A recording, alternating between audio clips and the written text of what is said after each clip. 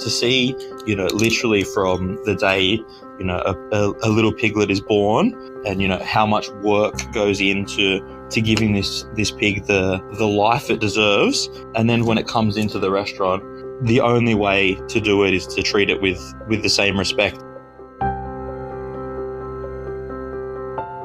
This is The Crackling. I'm Anthony Huckstep. One of the benefits of a career in hospitality is a clearly defined career path, an opportunity to rise the ranks of a kitchen and one day potentially lead it. For Troy Crisante, it's led to a star role in one of the most influential restaurants in Australia's culinary history, Quay. Troy, how are you? I'm good, thanks, Huck. How are you? I'm good. All those years ago when you were an apprentice at Quay, did you ever imagine you'd become the co-head chef? I definitely did not. It's a dream come true, really. Yeah. No, it's awesome. You're in an interesting role. There's not often a co-head chef, but Quay is also not a normal restaurant. Well, what's it like working with another head chef in such an important restaurant? Yeah, it's definitely unusual, put it that way. But I mean, I've been super lucky to get another amazing chef standing next to me on the pass in Tim Mifsud, and we work really well together and we bounce off each other, and it's been really, really good. I can only say positive things. Yeah. Do you bring different skill sets to each roles to enable the kitchen to function? Totally. I think we're both very different people with our own strengths and weaknesses, and I don't think it would have worked as well if there was two Troys or two Tims. We've both got our styles, and we both connect with different staff members and people in the team, and it's a really great balance. And you obviously work with the legendary Peter Gilmore, and a little bit later on I want to talk into dish creation and how the three of you work together in regards to that. But I want to go back to when you were young. What sort of role did food play for you in your family? Yeah, well, I mean, coming from a very Italian background, my dad was born in Italy and came out with his parents when he was young. Food was always a big part of our life. I mean, every Sunday we'd go to my nonna's house and have lunch, and we'd do things like once a year we'd have passata day. We'd get 200 or 300 kilos of tomatoes in January or February, and everyone would go over to my grandparents' house, and there'd be 10 or 15 of us all prepping and juicing tomatoes and bottling it, and there'd be arguments about who's putting too much salt in or who's putting a green tomato in, and food's always been a big part of my life, but not so much in a fine dining sense. That Italian heritage, do you have any dishes or feasts that you remember where pork was the centerpiece in those days when you were a kid? Yeah, absolutely. I mean, our family is from Abruzzo, which is about central region, and like our pastas and things like that. If we make pasta sauce, it always has 2 or 3 different cuts of pork in it. So you don't see a bolognese style pork. It's mostly a tomato sauce, but with you'll put one pork sausage in there. You'll put a couple of pork ribs in there. Maybe there might be a little bit of leg or a bit of cheek or something like that. And then also with a piece of chuck steak and a chicken wing, and it's a very peasant style. And of course, on a big celebration day, you'd have a big porchetta or something like that, which my auntie is the pro at, and she's always stuck with that job. Did she ever give you any sort of tips and secrets to her porchetta? Yes, I mean everyone's got their own secret. I think in our family you can never have too much salt inside the porchetta or on the skin. that's the trick. You looking after, one of the very best restaurants in the country in our culinary history as well. But what was the lure for you to start a career in hospitality?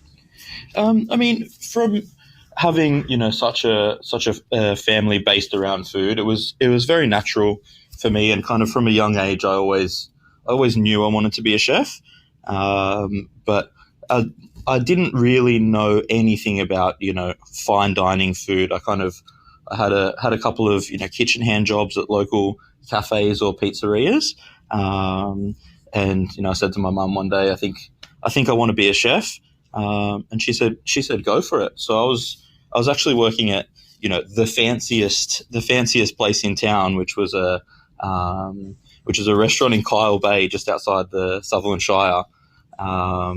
Washing dishes, and there was things like salmon fillets being prepped, and I just thought, this is the top tier, like this is amazing. I had a little bit more to learn from that point on, but I was actually set to start my apprenticeship there, and a couple of weeks before it actually burnt down.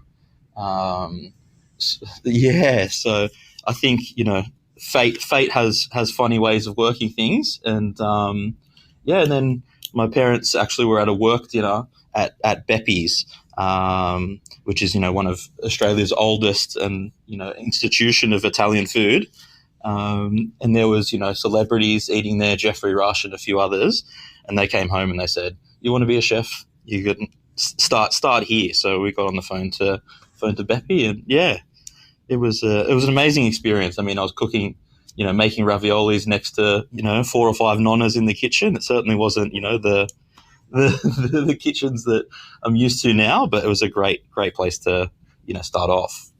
Well, take us back to that kitchen. What was it like working there? And are there any dishes that you remember that you can tell us about from that period of time? Yeah, absolutely. I mean, it was challenging as a 17-year-old Italian boy that didn't speak Italian.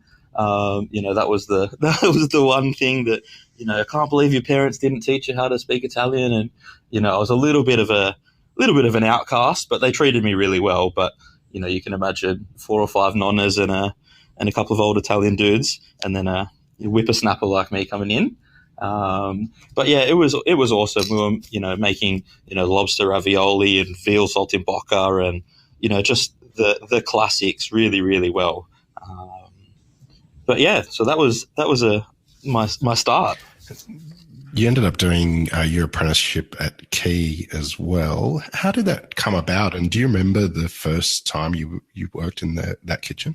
Absolutely. So from Beppy's, actually, I started going to TAFE, and there was a few guys and girls in my class that were working at hatted restaurants, and I'd never heard of a hatted restaurant or the Good Food Guide or anything like that. And they were telling me stories about a big brigade with a hierarchy and all these ingredients that I'd never heard of. So I went looking, and I found a restaurant called Bistro Ortolan. It was in Leichhardt. They had one hat at the time, and I begged my parents to take me there for dinner. Had a chat with the chef Paul, and he said, "Yeah, man, if you wanna give it a go, we'll give you a shot." So I was there for about 3 years, and I worked my butt off, and they gave me anything I wanted to work for. They would help me get there, like from learning to fillet fish and shuck oysters and all those really, really strong basics. I learnt there, and Paul and Jenny were amazing.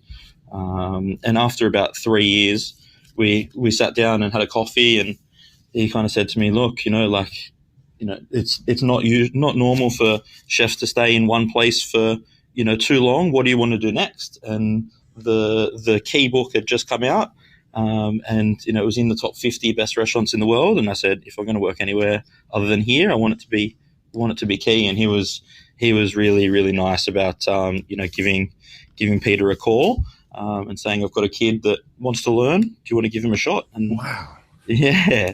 So I've been very lucky. How different was the kitchen at Quay compared to what you had been used to? Totally different. Totally different. I mean, this was maybe 10 or 12 years ago, and Quay was, a 7 day a week, 7 lunches, 7 dinner operation with 40 odd chefs. And I'd come from a little bistro in Leichhardt. So with 4 chefs, so it was a big learning curve. It was a big learning curve. Yeah, but I mean, at the time, Annalise Gregory was the head chef, and Peter Gilmore was on the pass every night, and just to be able to see, a guy like Peter Gilmore, on the pass and teaching you how to plate dishes, and for anyone, that's unbelievable, unbelievable. In those early days with so many chefs, or what were some of the sort of key moments or roles that you experienced that help you take the next steps? I mean, I just tried to work my hardest and do as much as I could. I mean, I was very lucky that the guys in the kitchen were super experienced, and also willing to teach me. So my first section was on the pass, on the main course pass, and that was kind of one of the premier, kind of the meat and the garnish were the 2 premier sections. So I got to work with the best chefs in the kitchen at that time, and I'd come in early and do all my prep, so then the guys could teach me how to fillet massive bar cods or things like that, and break down lamb legs and all that kind of stuff. So yeah, it's been learning every day. There was a period of time where you left Quay before returning and rising the ranks as you have done, and you spent some time in London at the Ledbury. Tell us about that period of time and what it was like working with Brett Graham. Yeah, so it was actually a very similar situation to what I had with Paul at Bistro Ortolan. I was at Quay for about 3 years, and I knew I wanted to go overseas and try my hand in Michelin star restaurants, and there was a few guys in the kitchen that had worked at the Ledbury before, and I kind of set my sights on that. So had a chat with Peter Gilmore, and he said, "Look, man, I'll give Brett a call, and we'll see if we can get you in there." So I kind of packed my bags and went off. It was an amazing experience. I mean, I don't think I've ever worked that hard, but everybody in the kitchen was doing it, and everybody was there together. And Brett is, the most passionate guy in the world, and also, the most giving guy in the world. You work incredibly hard for him, but he'll give you, all you need to succeed, which is amazing. And some of the ingredients that you get to see through there, and the way he thinks about food is like no other. He's amazing. Do you have any stories of the ingredients that you encountered over there and understanding them? Yeah, so the Ledbury was a little bit different to Quay in the way that we would always get whole animals in. So we'd get whole lambs and whole pigs and ducks still with the feathers on and those kind of things. And like the menu would change day to day, which is unheard of at that 2 Michelin star level. We'd use the pork heads for a terrine, and then we'd use the legs on a lunch menu, and the fillet and the chops for the posh tasting menu. And that's something that I'd never really seen before, the way that we can adapt the dishes to suit the different cuts and the different varieties of heritage breeds of pork and lamb and beef and all the different things. Do you remember the first time you broke down a whole pig and the experience of it that you can take us through? Yeah, absolutely. It was actually at the Ledbury, and then there was 4 of us, myself, Brett, and 2 of the other chefs, and I was a bit of a ring in. I was on the cold larder section, and they knew that I wanted to help them, and they said, "You want to come over?" And yeah, I kind of got told that everything I was doing was wrong, but you learn fast. If you want to keep up with those guys, you learn quick. And yeah, just being able to understand, there's different parts of the pig and where they come from and what they do, is something that you only really understand when you see it in front of you in a whole beast kind of setting. You came back to Australia. Tell us about that period of time. What brought you back, and was it difficult getting back into the Sydney scene, having worked in London? Yeah, I mean, I was actually walking home from the Ledbury. I lived about 10 minutes away, and I was walking home at 1 or 2 a.m. and it was raining in winter, and I saw I had a missed call during the day from Peter Gilmore, and I thought, well, this is strange. So I gave him a buzz back, and we had a good chat for 10 or 15 minutes, and I knew there was something he wanted to say, and he said, look, we're opening a restaurant in the Opera House, and Rob Cockerell is going to be the head chef under me, and I was wondering if you want to be a sous chef. And it had been a year and a half or so in London, and I thought, yeah, this is something to come back to for sure. So I was on a plane, a month later, moved back in with mum. My now wife came to London with me, so we both packed up our bags and came home. Well, what the Think Group created at Bennelong was extraordinary. But take us back to being part of that opening and the kitchen team. What was it like working with Rob Cockerell and Peter Gilmore and pulling that together? Yeah, it was and still is an amazing team over at Bennelong. The way that Peter Gilmore creates a culture, not only at Quay but now at Bennelong as well, is very, very different to what it was like in London. There's very little, there's no yelling and screaming. Actually, there's the way the kitchen is set up is that everyone is trained well and treated with respect, the culture that Rob and Pete have created over there is amazing, an amazing place to work.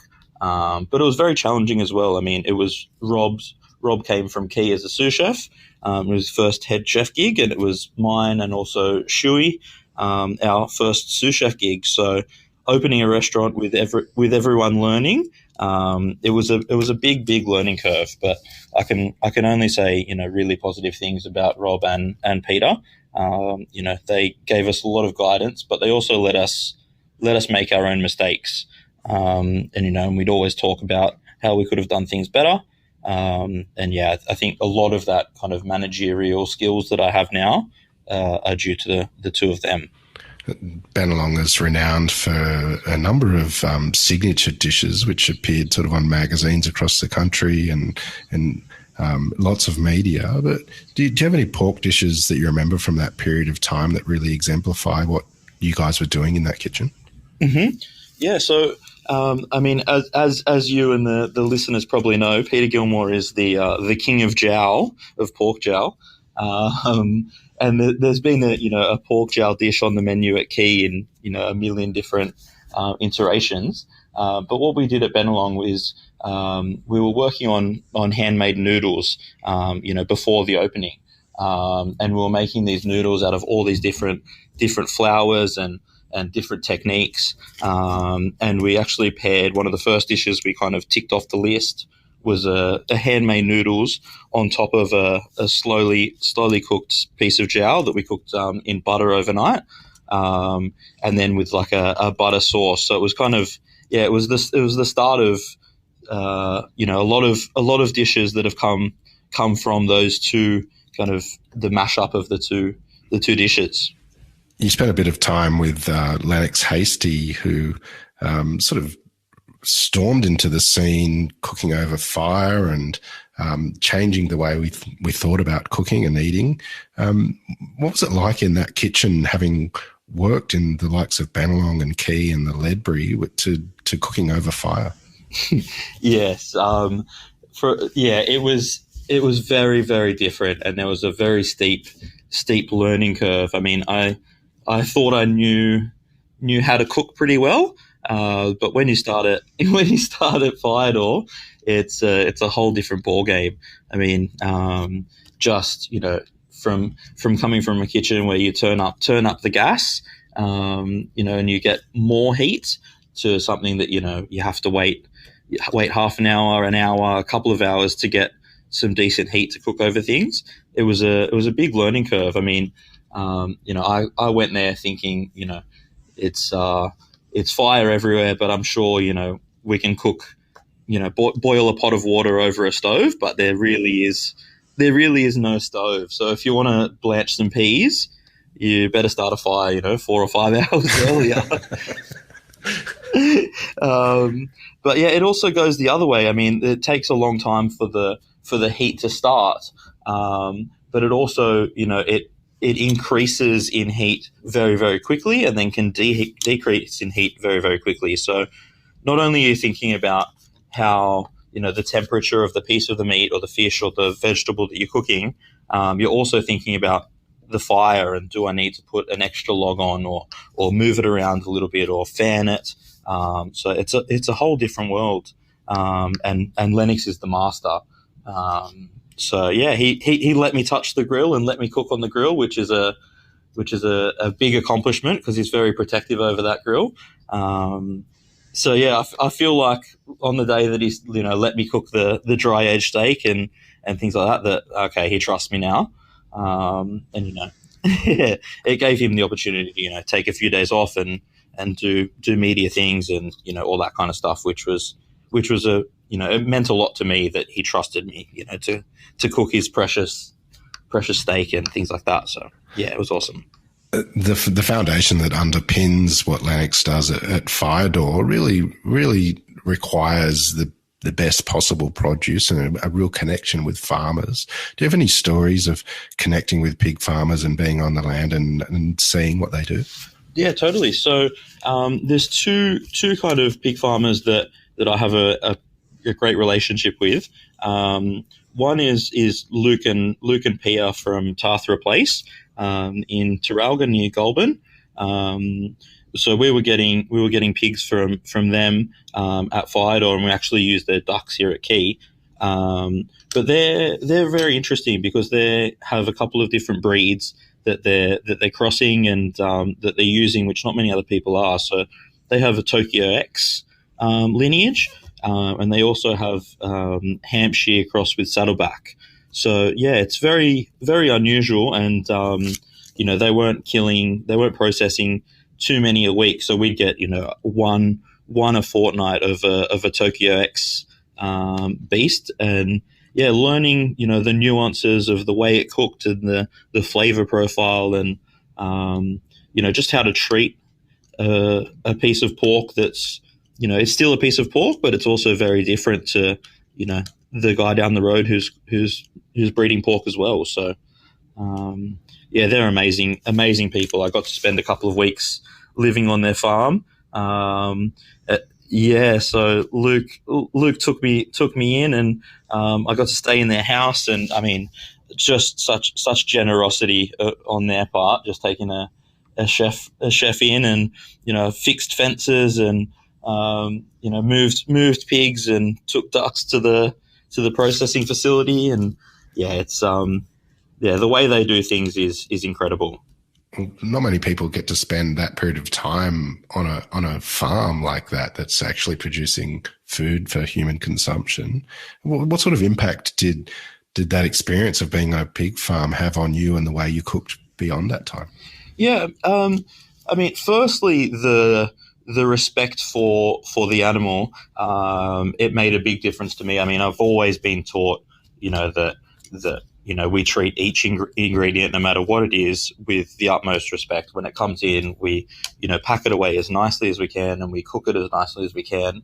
But to see, literally from the day, a little piglet is born, what it eats and how it spends its time with its mother, and how much work goes into giving this pig the life it deserves, and then when it comes into the restaurant, I mean, it's the only way to do it is to treat it with the same respect, and to love it as much as, the farmers have loved it.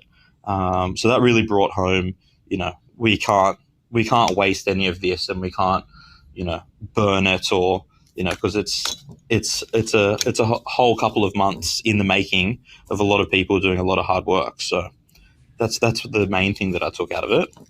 These days, you're the co-head chef at Quay, which is an amazing accomplishment. But take us into the kitchen. What's the sort of modus operandi when it comes to creating a dish between you and Tim and Peter? Do you have a dish that you can tell us about of how you work together? Yeah. So, I mean, to get one thing straight, I mean, all of the dishes are Peter Gilmore, and we are more of the executors at Quay. But I mean, we do have a lot of time in development of the dishes. So whether it's an ingredient that we've all never seen before, we kind of get together and have a bit of a meeting and say, how are we going to treat this ingredient, and then we work from there.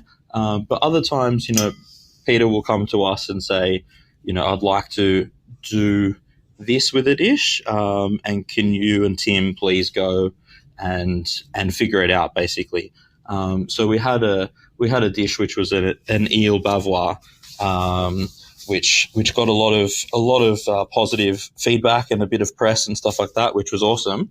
But basically, Peter came to us and said, I want to make this bavois. I think we should make a consommé first, and then we're going to reduce it, and then we're going to mix it with cream and whipped cream and have a superset bavois that kind of melts as soon as it hits your tongue. And then Tim and myself kind of went away and worked on, creating the most flavorful consommé we could, that really had a lot of eel flavor.